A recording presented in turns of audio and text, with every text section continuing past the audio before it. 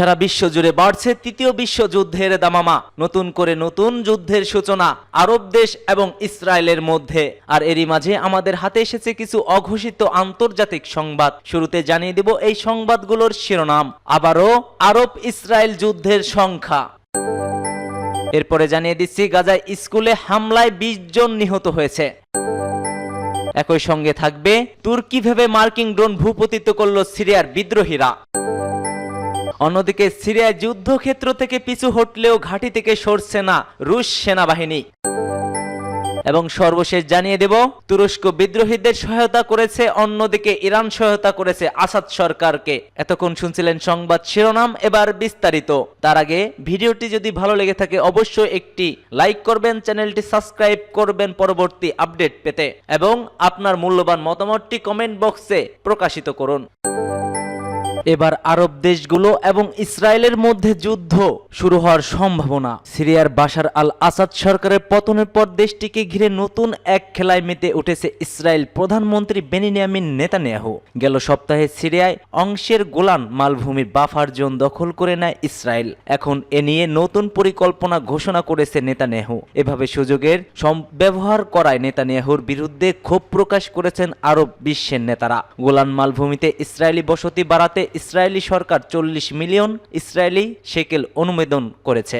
এক বিবৃতিতে এই তথ্য জানিয়েছে ইসরায়েলি প্রধানমন্ত্রী অফিস। নিজেদের উত্তর সীমান্ত সুরক্ষিত রাখতে গোলান মালভূমিতে ইসরায়েলি জনসংখ্যা বাড়াতে চান নেতানিয়াহু। আগে থেকে কৌশলগত গুরুত্বপূর্ণ গোলান মালভূমির উপর নজর ছিল ইসরায়েলের। 1967 সালে 6 দিনব্যাপী আরব ইসরায়েল যুদ্ধের সিরিয়ার কাছ থেকে গোলান মালভূমির অধিকাংশই নিজেদের দখল করে নিয়ে যায় তেল আবিব। পরবর্তীতে 1981 সালে দখল করা ওই অংশ ইসরায়েলের সঙ্গে সংযুক্ত করা হয়। এবার বাশার আল আসাদের পতনের পর আবারও সুযোগ বুঝে সীমানা বাড়িয়েছে ইসরায়েল। ইসরায়েলি সরকার বলছেন গোলান মালভূমিকে শক্তিশালী করলে ইসরায়েলও শক্তিশালী হবে। ইসরায়েলের এমন পদক্ষেপে ক্ষুব্ধ সৌদি আরব, কাতার, সংযুক্ত আরব আমিরাত ও ইরাক। এ নিয়ে আনুষ্ঠানিক বিবৃতিও দিয়েছে দেশগুলোর সরকার। সৌদি আরব বলছে সিরিয়ার নিরাপত্তা ও স্থিতিশীলতা ফেরানোর প্রচেষ্টাকে নস্যাৎ করে দিচ্ছে ইসরায়েল। সিরিয়া থেকে ইসরায়েলের দখল করা গোলান মালভূমি নিয়ে একই ধরনের দৃষ্টিভঙ্গি প্রকাশ করেছে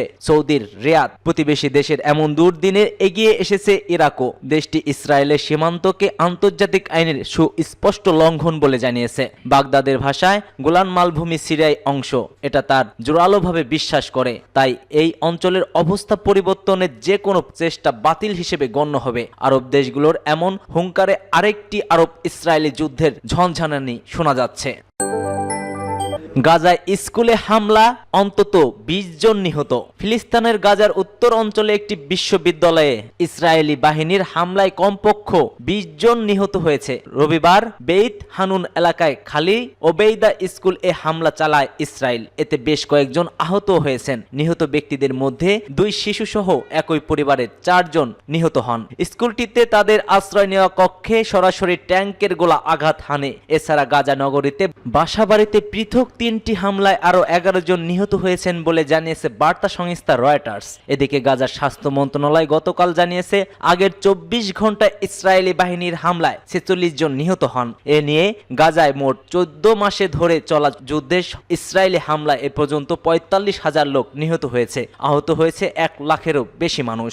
এছাড়া জিম্মিদের মুক্তি করে আনতে দ্রুত চুক্তির দাবিতে গত শনিবার ইসরায়েলে ব্যাপক বিক্ষোভ হয়েছে। গাজায় যুদ্ধবিরতি ও জিম্মি মুক্তি নিয়ে সাম্প্রতিক সপ্তাহগুলো যুক্তরাষ্ট্র, কাতার ও মিশরের মধ্যস্থতায় নতুন করে আলোচনা শুরু হয়েছে। তবে এখন পর্যন্ত কোনো ধরনের সমঝোতা হয়নি। যুদ্ধবিরতির মধ্যেও চলমান রয়েছে পাল্টা হামলা ও যুদ্ধ। তুর্কি ভেবে মার্কিন ড্রোন ভূপতিত করেছে সিরিয়ার বিদ্রোহীরা। শুধু একটা সুযোগের অপেক্ষায় ছিল 3 দেশ। বাশার আল আসাদ দেশ ছেড়ে পালানোর সঙ্গে সঙ্গেই সিরিয়ায় বড় ধরনের বিমান হামলা চালায় মার্কিন। নিজেদের অবস্থান দৃঢ় করার জন্য মাঠে নেমে পড়ে ইসরায়েল ও তুরস্ক। তারাও সিরিয়ায় বিমান হামলা চালায়। রাশিয়ার সামরিক বাহিনীর উপস্থিতি থাকায় এতদিন এই 3 দেশ যতটা সংঘাত ছড়িয়েছে, তার মধ্যে বাশার আল আসাদের পতনের ততটাই বেশি সংঘাত ছড়ায়। অত্যাধুনিক B-52 বোমারু বিমান F-15 ও A-10 যুদ্ধবিমান নিয়ে সিরিয়ায় ৭৫টি হামলা চালায় যুক্তরাষ্ট্র।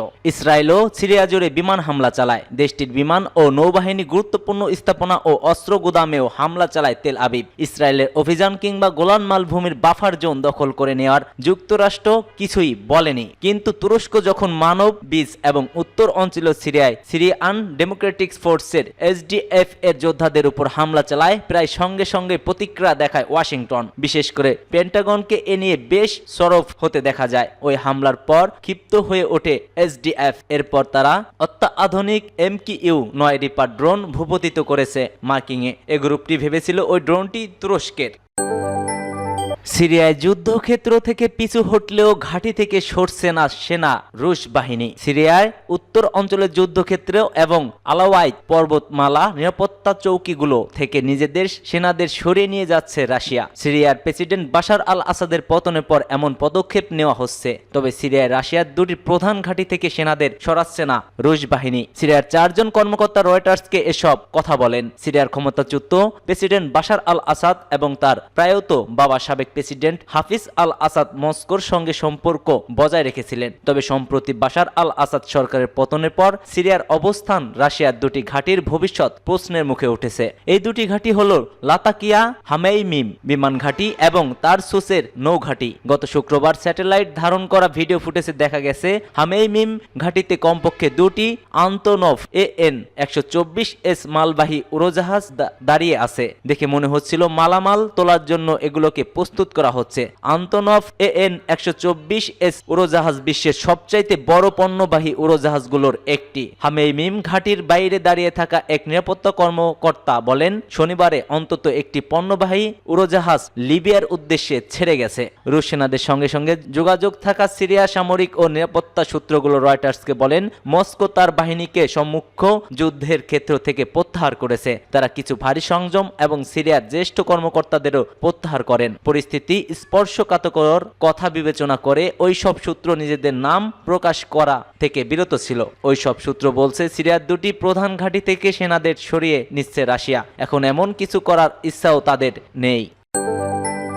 তুরস্ক সাহায্য করেছে বিদ্রোহীদের, অন্যদিকে ইরান সাহায্য করেছিলেন আসাদ সরকারকে। ক্ষমতাচ্যুত হওয়ার কয়েকদিন আগেই সিরিয়ার প্রেসিডেন্ট বাশার আল আসাদ ইরানের পররাষ্ট্রমন্ত্রীর কাছে অভিযোগ করেছিলেন তাকে উৎখাত করতে তুরস্ক সিরিয়ার সুন্নি বিদ্রোহীদের সক্রিয়ভাবে সহায়তা করছে।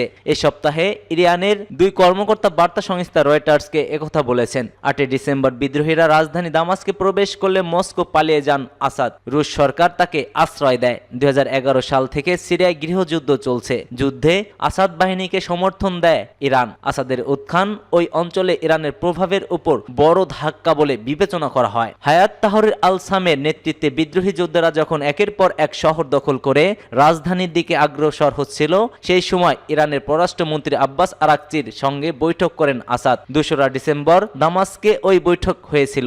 ইরানের একজন জ্যেষ্ঠ কর্মকর্তা বলেন, বৈঠকে আসাদ ক্ষোভ প্রকাশ করেন তাকে উৎখাত করতে তুরস্কের প্রচেষ্টা জোরদার হয়েছে।